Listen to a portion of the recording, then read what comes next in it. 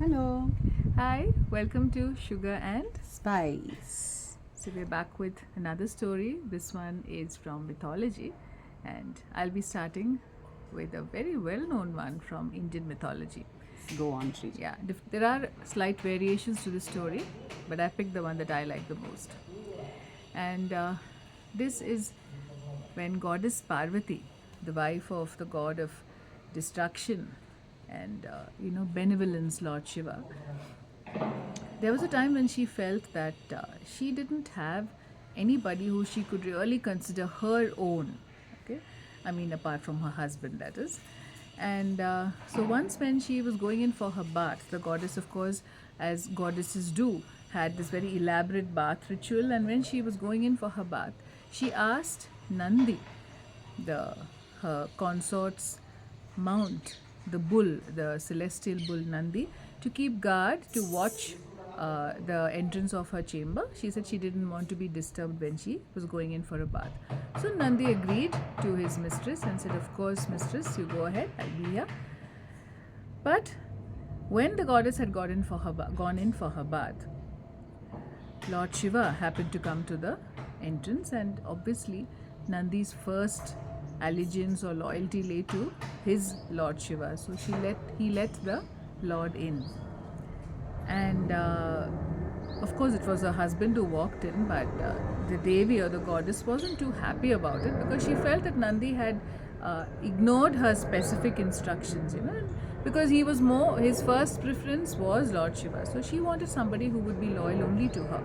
So the goddess thought of something, and while she was preparing for her bath the next time, she took off the sandal paste. In some versions it's called turmeric paste, but it was actually a divine paste that came off the goddess's body. And using this paste, she created the figure of a beautiful boy. And she named him Ganesha, and she said, "You are my son, my child, and you have to, I expect you to be loyal to me, okay? I'm your mother." And she tells the child, "You have to guard my door when I go in for my bath, and don't let anybody in."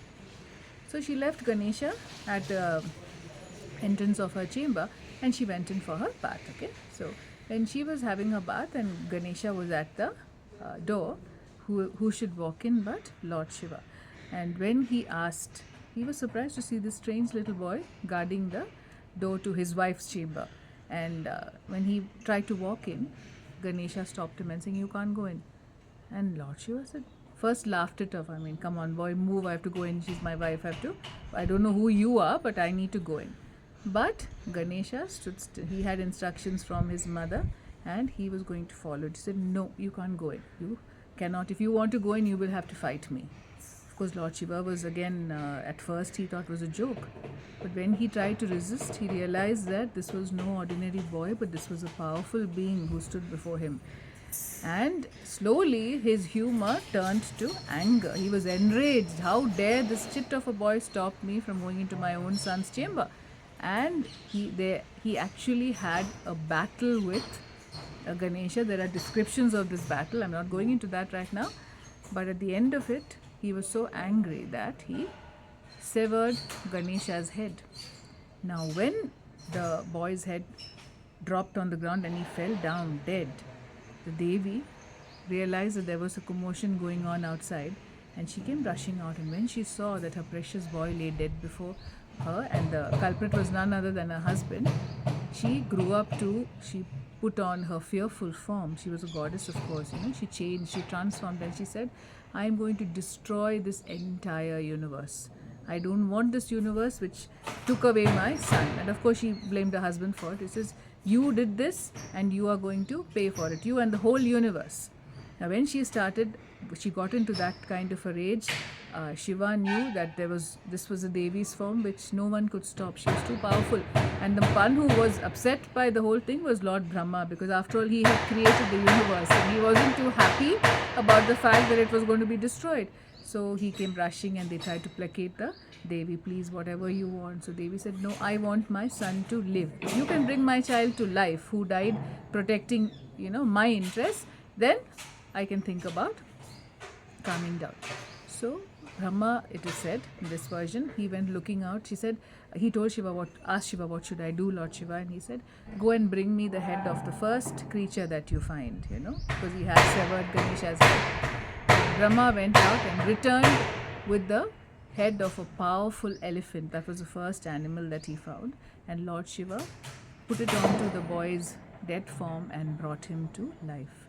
And thereby Ganesha was born. And the goddess also had another condition. Not only will you bring my son to life, but he will be the first god who is worshipped before any ritual, anything auspicious, And Shiva blessed him with that and said, one, you are my son, my child. I didn't recognize you. It was my mistake. You will be the first god who is veneered, worshipped before any auspicious happening. And that is something that Indians follow even today.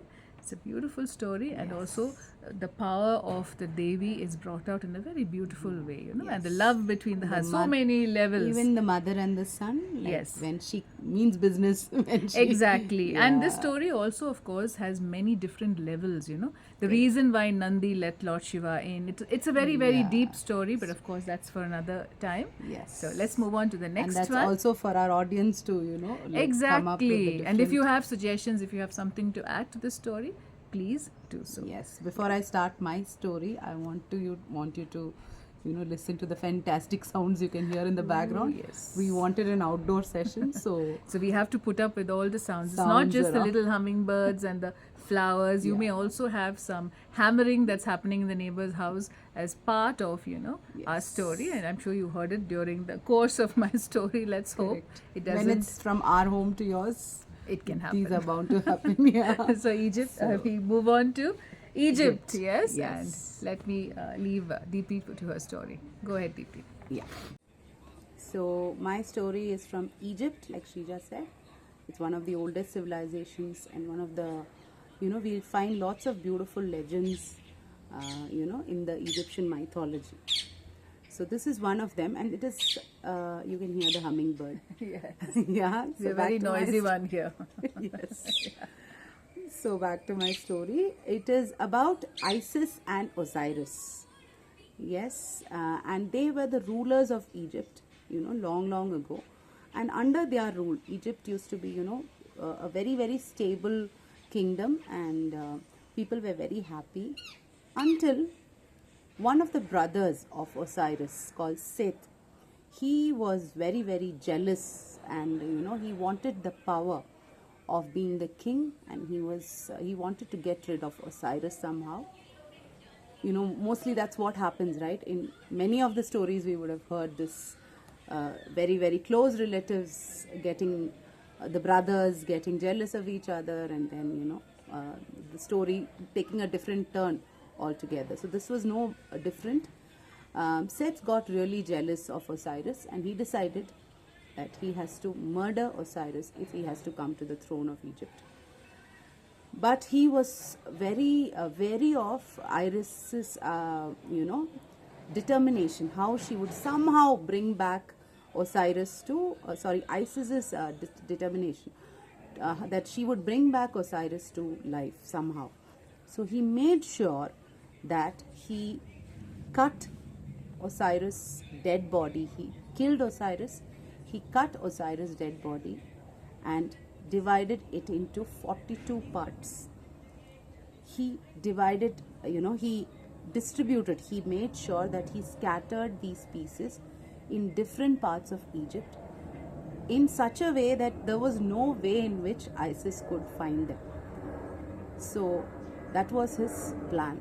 But the love and the loyalty that Isis had towards her husband, she was determined to find each and every piece of the body of her husband, and using her magical powers, and also with the help of the god of the dead, Anubis. He is known as the father of the, present day what we hear it as mummification, the embalming of the bodies. Actually, it actually started with Osiris' body, they say. Okay, so they brought together the 42 parts. They say that it was very difficult for Isis, but she actually found out all the pieces and put his body together, embalmed, and did so many rituals, and using her magical powers and with the help of Anubis, they brought back Osiris back to life. And even, they lived further, and their union resulted in a boy being born called Horus. His name was Horus, and he was the heir to the throne. He was the rightful heir to the throne of Seth, of Egypt. But Seth had already, taken the power. So he had to have a war with Seth.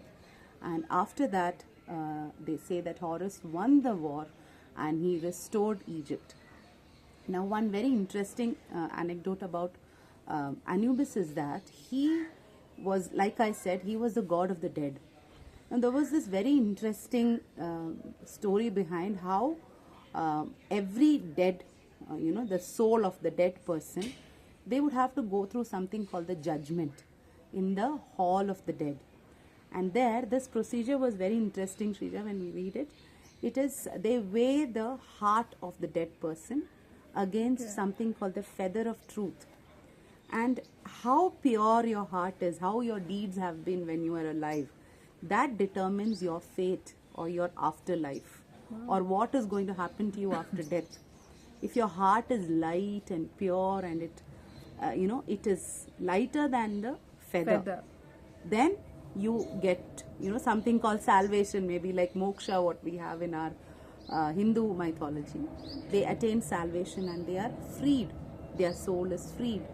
But if your heart is found heavier, there's a dreadful fate that is awaiting you.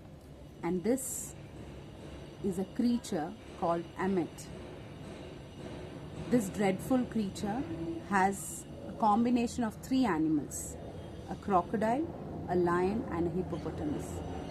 It has the face of a crocodile, it has the body of a hippopotamus, and the claws of a lion. The people, the dead souls whose hearts were found to be heavier, were devoured by this horrible creature.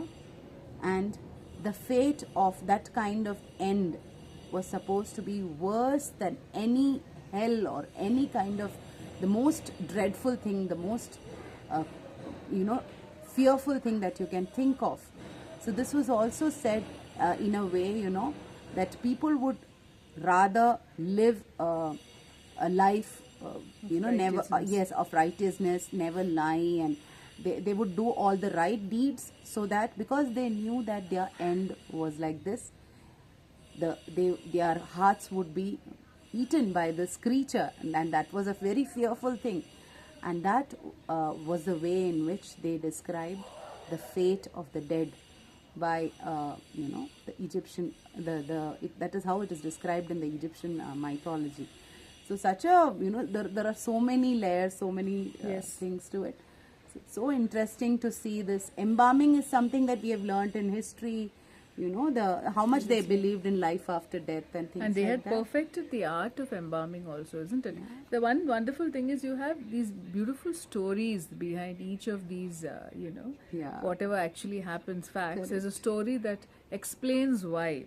True. And that's something which we've always talked about. And I think when common people hear it as a story, it is always, it connects, or it is relatable to everybody. So storytelling, we always tell you, isn't it? It's a way, absolutely. best form of communication, and this was a way that people learned about things, And we love it when there is a combination of modern and, ancient and mythology, and then very, very contemporary things also. Yes. So it's always nice. I know you also, our listeners also enjoy it. Absolutely. So, as usual, go ahead. Give us your feedback and do give us your suggestions. If you have anything to add to the stories you hear, you can comment about it as well. Do like, subscribe, and share. So until we meet again, it's bye-bye from Sugar and Spice. Love bye-bye. you.